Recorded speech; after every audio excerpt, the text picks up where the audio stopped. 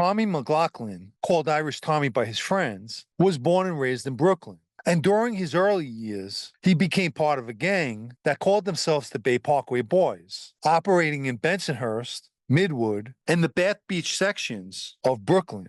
Like most neighborhood teens, McLaughlin would do whatever it took to impress the local wise guys. Around the age of 15, he and his good friend, Larry Sessa, began associating themselves with a social club on 13th Avenue, named the Wimpy Boy Club, headquarters to a Colombo crew headed by Greg Scarpa, who was appropriately named the Grim Reaper. Scarpa possessed a notorious reputation in mob circles, but doubled as a top echelon FBI informant dating back to the early 1960s. In 1991, an internal conflict took place between Colombo factions headed by Vic Arena and a faction loyal to the family's official boss, Tommy Persico, which would become known as the Colombo War. The Scarpa crew were known to be Persico loyalists. On June 4, 1992, McLaughlin was driving in his car on Avenue P when he was ambushed by members of the opposing Arena faction. Luckily for him, he only received a graze to his shoulder that day, unlike the dozen people who lost their lives on account of that war.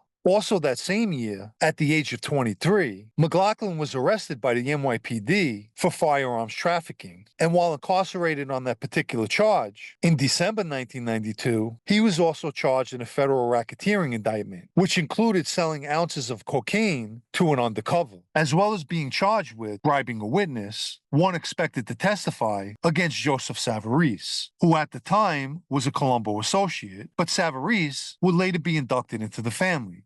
McLaughlin would ultimately plead guilty in both the state and federal cases and would receive a 16-year sentence. According to reports, McLaughlin, while incarcerated, was involved in loan sharking and gambling. And 16 years is a good chunk of change, as they say. Apparently, he was under the impression that by standing up and doing his time, once released, he'd be treated with more respect by fellow Colombos when back in Brooklyn. It was 2008 by the time he was released. At the time, his first cousin, Tommy Gioli, was the Colombo street boss. Nevertheless, according to what's known, despite Gioli having schooled him to the ways of the street, the relationship they once had changed over the years. As head of the family, Gioli naturally had much greater responsibilities than concerning himself with the cousin who was just released from prison.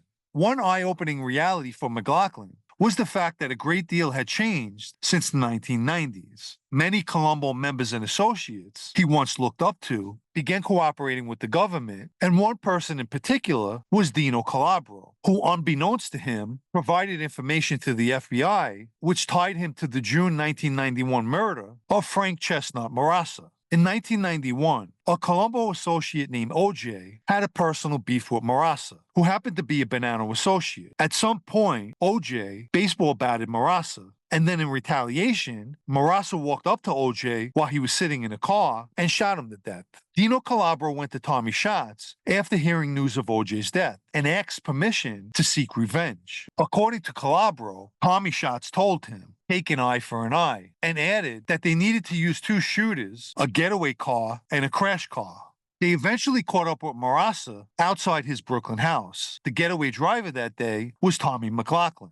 To put it into further perspective, in this instance, you have two associates of different families having an issue with one another, not an uncommon occurrence. At that point, the guys that the associates are with were supposed to step in by sitting down and determining who was right, and more crucially, who was in the wrong. But more importantly, putting that beef to bed. When the Colombo associate OJ baseball batted Marassa, it was the Bonanno's responsibility, and they should have stepped in. Consequently, by both families, and in this case, Colombo and Bonanno's, not taking action or putting a lid on this beef, another associate gets killed. And then Gioli gives the nod, and the Bonanno associate gets killed as well. I'm not sure if anyone remembers, but I've stated in the past that during my time, the one thing that became apparent was most of the beefs had to do with associates.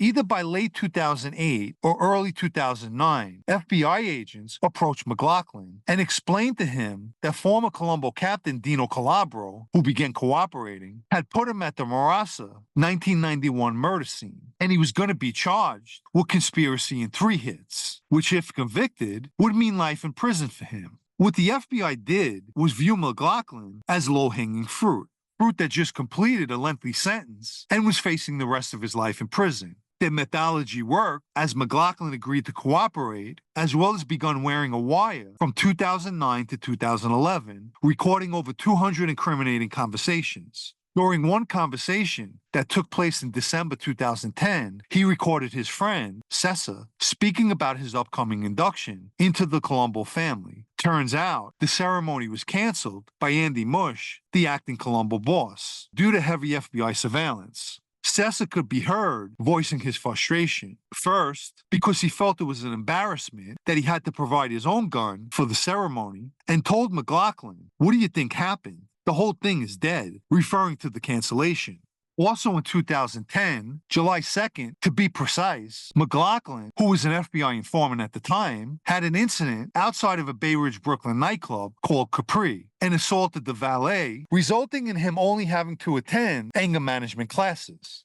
If you haven't liked this video yet, please do, as it helps with YouTube's algorithm. And if you'd like to show appreciation for videos like this, or more importantly, help me to continue making them, you can do that by donating with the Super Thanks icon down below, or through the PayPal Cash App links in the video's description.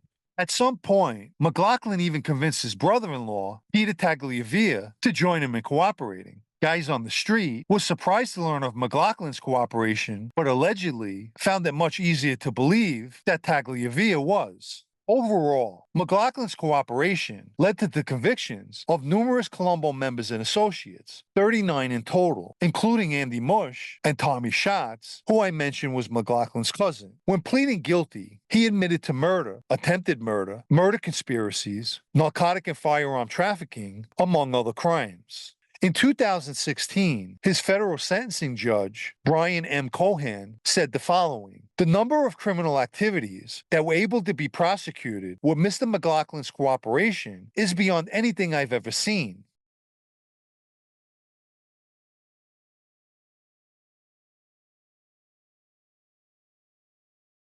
When all was said and done, Tommy McLaughlin went into the witness protection program and presently lives far away from his old stomping grounds in Brooklyn.